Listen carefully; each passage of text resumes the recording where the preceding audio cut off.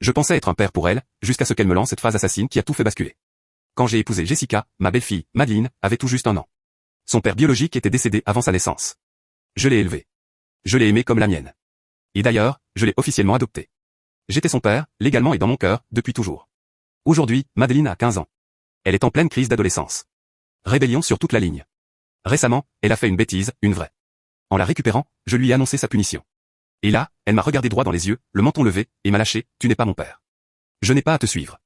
Ça m'a transpercé. J'ai senti une douleur vive. Mais j'ai respiré, j'ai essayé de comprendre cet ado en colère. J'ai juste répondu, calmement, je suis ton tuteur légal pour les 3 prochaines années. Et tant que tu es sous mon toit, ce sont mes règles. Point. 2 jours plus tard, l'ambiance était électrique.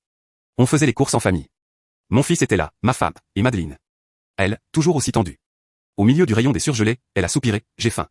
J'ai besoin de manger. Et là, je ne sais pas ce qui m'a pris. Un mélange de l'ancienne blessure, l'envie de briser la glace, ou peut-être une petite revanche. J'ai regardé Madeleine, un sourire forcé aux lèvres, et j'ai lancé, salut j'ai faim, moi je ne suis pas ton père. Mon fils a explosé de rire. Un rire incontrôlable, libérateur. Ma femme, elle, m'a fusillé du regard, ne descend pas à son niveau. Et Madeleine, elle est restée silencieuse, le visage écarlate de gêne. J'ai trouvé ça drôle, moi. Mon fils aussi.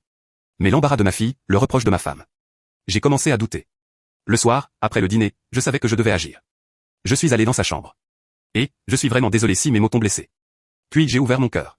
Je lui ai rappelé que j'étais son père. Celui qui a changé ses couches, qui a rencontré ses premiers petits amis, qui la soutiendra pour l'université.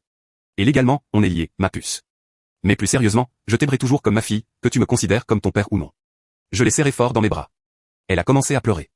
Des sanglots silencieux au début, puis plus forts. Je crois que c'était un bon signe. C'est ça, être parent. Naviguer entre la douleur, la blague, l'amour inconditionnel. Et vous, qu'auriez-vous fait à ma place?